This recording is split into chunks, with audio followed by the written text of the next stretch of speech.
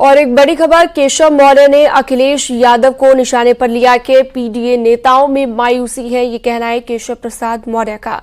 कांग्रेस के मोहरा सपा बहादुर अखिलेश यादव जी की नेता प्रतिपक्ष चुनते ही असलियत सामने आने से सपा में पीडीए चालीसा पढ़ने वाले पिछड़े दलितों के समर्थन से चुनकर आए नेताओं में मायूसी है, ये बात केशव प्रसाद मौर्य की ओर से कही गई है।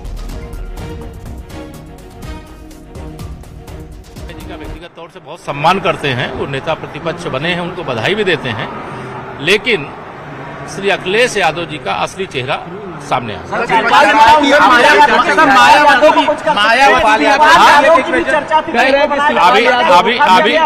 अभी जो फीडबैक आ रहे हैं उसमें जो तथाकथित पीडीए के नाम पर गुमराह करके लोकसभा चुनाव में वोट लिए हैं, उस वर्ग से आने वाले नेता बहुत मायूस हैं। बड़े सपने संजोए हुए थे, चाचा भी सपने संजोए हुए थे, और जो वरिष्ठ नेता थे ओबीसी एससी वर्ग के, वह भी बहुत इच्छा मन में लेकर के बैठे हुए थे, लेकिन अखिलेश यादव जी ने पीठ में छुरा भोंक दिया।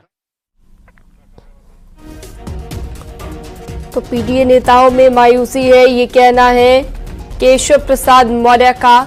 अखिलेश यादव को निशाने पर लेते हुए ये बात उन्होंने कही है।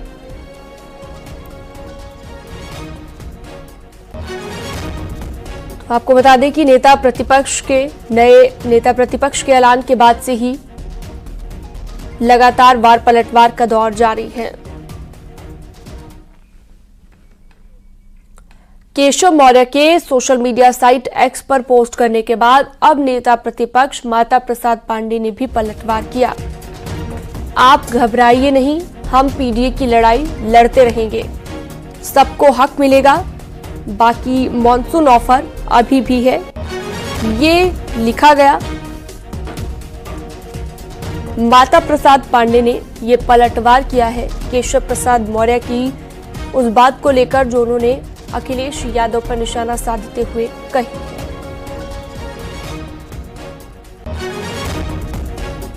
तो ट्विटर पर भी, सोशल मीडिया साइट एक्स पर भी अब ये वॉर शुरू हो गई है, जहां पर एक दूसरे पर वार पलटवार का सिलसिला जारी है।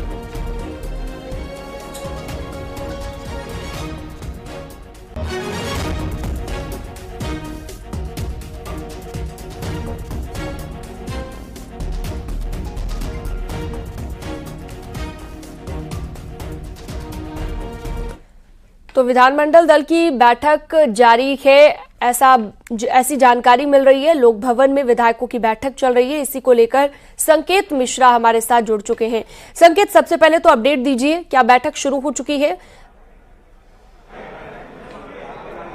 बिल्कुल जाहिर सी बात है, भारतीय जनता पार्टी के विधानमंडल दल की जो बैठक है वो उसमें तमाम जो विधायक हैं, उत्तर प्रदेश सरकार के मंत्री हैं और जो सहयोगी दल है, उसमें चाहे आरएलडी हो या अपना दल एस हो, अपना दल एस से आशीष पटेल मौजूद हैं इस बैठक में। इसके अलावा भारतीय जनता पार्टी के प्रदेश के अध्यक्ष भूपेंद्र चौधरी इस बैठक में मौजूद हैं। वहीं सहयोगी दलों के तमाम जो नेता हैं वो इस बैठक में मौजूद हैं, जो भारतीय जनता पार्टी यानी कि जो एनडीए के सहयोगी दल हैं। इस बैठक में मंथन किया जा रहा है कि आखिर किस रणनीति से विपक्ष के सवालों का जवाब देना है, और जो तमाम अध्यादेश हैं और जो बजट है, उन सभी मुद्दों पर आज इस बैठक में रणनीति तय हो रही है कि विपक्ष के जो तमाम सवाल होंगे, विपक्ष जिन सवालों को लेकर घेरेगा, उसको किस तरह से, किन तथ्यों के आधार पर, किस रणनीति के तहत जवाब देंगे, इस पर मंथन किया जा रहा है। विधानमंडल दल की यह बैठक भारतीय जनता पार्टी की काफी अहम इसलिए है कि विधानसभा सत्र की आज से ही शुरुआत हो रही है और उससे पहले ये बैठक शुरू हो गई है। देखिए, विधायकों के अभी भी आने का सिलसिला जारी है। हालांकि इस बैठक में जितने भी बड़े नेता हैं वो सभी पहुंच चुके हैं।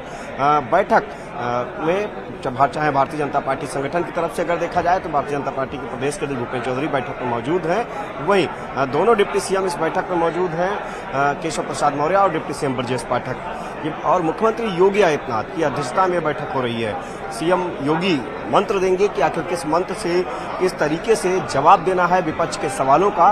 विपक्ष जो पूरी तरीके से हमलावर नजर आ रहा है। सदन में हंगामे करने के लगातार वो बात कर रहे हैं कि किसी भी तरीके से जो तमाम मुद्दे हैं उन मुद्दों को लेकर वो सत्तापक्ष को घेरने का काम करेंगे। मुख्यमंत्री योगी आदित्यनाथ आज की इस बैठक में निर्देश बताएंगे, वो मंत्र देंगे कि आखिर किस तरीके से विपक्ष के सवालों का जवाब देना है। विपक्ष संकेत, क्योंकि इस वक्त विधायक पहुंच भी रहे होंगे बैठक में शामिल होने के लिए, उनसे बातचीत भी आप कीजिएगा अगर बातचीत आप कर पाए। इसके साथ ही बैठक शुरू होने से पहले, जाने से पहले ब्रजेश पाठक ने क्या कुछ कहा है, सुनवाते हैं आपको। दल की बैठक के उपरांत विधानसभा सत्र आज प्रारंभ होगा। विधानसभा में प्रदेश के चतुर्मुखी विकास के लिए हम लोग अनुपूरक बजट लाने वाले हैं। विभिन्न विषयों पर चर्चा होगी। हम सभी अपने माननीय विधायक गणों का, माननीय विधान परिषद सदस्यों का हृदय से स्वागत करते हैं, अभिनंदन करते हैं और सबसे अनुरोध करते हैं कि हम सब सकारात्मक राजनीति करते हुए प्रदेश के विकास में सहायक बने। तो देखिए, ब्रजेश पाठक भी जाने से पहले जो बात कहते नजर आए कि यहाँ पर रणनीति बनाई जाएगी, किस तरह से सत्र के दौरान अपनी बातों को रखना है। चलिए, संकेत हमारे साथ लगातार जुड़े हुए हैं, एक बार फिर से संकेत का रुख करते हैं। संकेत, अभी विधायकों के पहुंचने का सिलसिला जारी होगा, बैठक भी क्योंकि शुरू होनी है, क्या बैठक शुरू हो चुकी है या फिर अभी भी विधायक आ रहे हैं? जरा इस बात को लेकर भी जानकारी दीजिएगा। बिल्कुल, देखिए, जो बैठक है वो भारतीय जनता पार्टी के जो विधायक हैं वो लगभग पहुंच गए हैं, सहयोगी दलों के विधायक लगभग पहुंच गए हैं। जो लेट हुए हैं वो इस तरह से आप देख सकते हैं, संदीप सिंह, ये बेसिक शिक्षा मंत्री हैं, काफी तेजी से अंदर दाखिल हुए। दरअसल बैठक का जो समय है 9:30 बजे था। हालांकि बैठक थोड़ा लेट शुरू हुई है।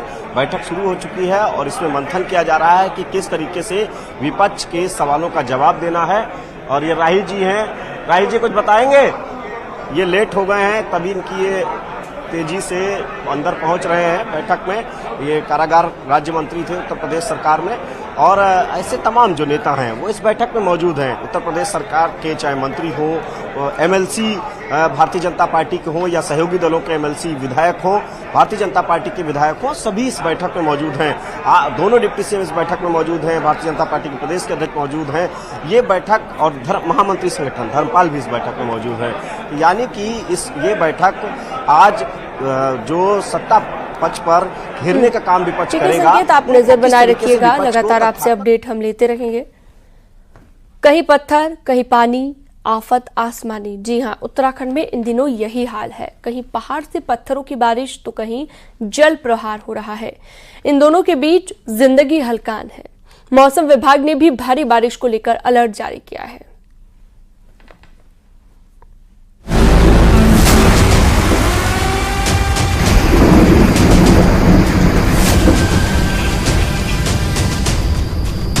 आधे हिंदुस्तान पर मॉनसून की मनमानी जारी है। कई जगहों पर तो जल प्रहार जानलेवा भी साबित हो चुका है। उत्तराखंड में तो नदियों के साथ पहाड़ भी डरा रहे हैं। मौसम विभाग की चेतावनी के अनुसार भारी बारिश की संभावना को देखते हुए राज्य के कई हिस्सों में स्थितियां और भयंकर हो गई हैं। हाल ही में राज्य के अलग अलग जिलों से आई तस्वीरें और वीडियो इस बात की पुष्टि करते हैं कि बारिश ने किस हद तक तबाही मचाई है।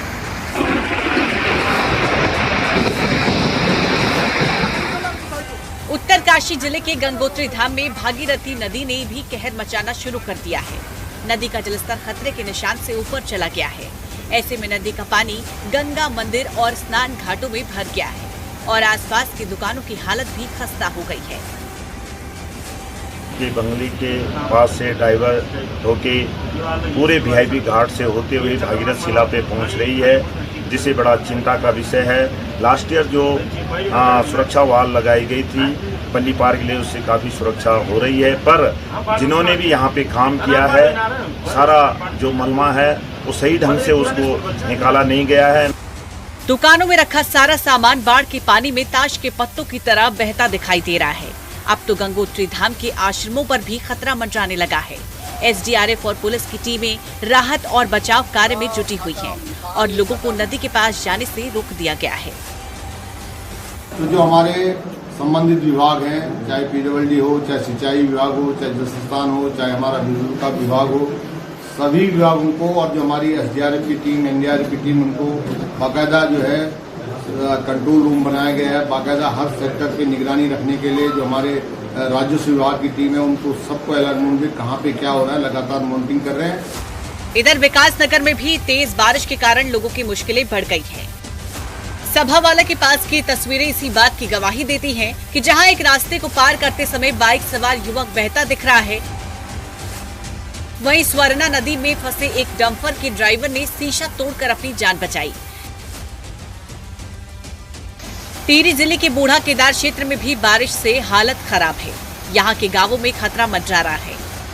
बूढ़ा केदार का ये क्षेत्र पहले भी आपदा की मार झेल चुका है और विस्थापन की बात कही गई थी, लेकिन विस्थापन सिर्फ सर्वे तक ही सीमित रहा और ग्रामीण दहशत के साए में जीने को मजबूर है। दरअसल बूढ़ा केदार बाल गंगा नदी उफान पर है। वहीं तेज बारिश के बाद कल तिनकगढ़ गांव में भी भारी भूस्खलन हुआ, जिसके बाद पूरे इलाके में खौफ है। आज तिनगढ़ गांव खाली हो गया, ये हमारे 5-6 गांव खाली हो गए, मानव जीवन खतरे में है। इसलिए मैं मांग करता हूं कि जिलाधिकारी यहां पर आए हैं, मैं सरकार से मांग करता हूं कि वह इन गांव का वैकल्पिक व्यवस्था पर अन्यत्र शिफ्ट किया जाए। परिवारों को क्या स्थिति बनती है उन लोगों को हम जो है वो करें। तिनगढ़ के लिए मैंने 55 लोगों के लिए पहले ही पुनर्वास के लिए विस्थापन के लिए कार्रवाई बढ़ा रखी है। थोड़ा लैंड पे दिक्कत थी, जैसे हमें जमीन उपलब्ध होगी उन लोगों को हम विस्थापन करेंगे। है सामने तिनगढ़ है और भी ऐसे कई विलेजेस हैं जहाँ पर लोगों की मांग है कि हमें विस्थापन किया जाए या फिर सुरक्षित स्थानों पे वहाँ पे उनको भेजा जाए। तो उसके बारे में जिला प्रशासन पूरी व्यवस्था करेगा उनके रहने की।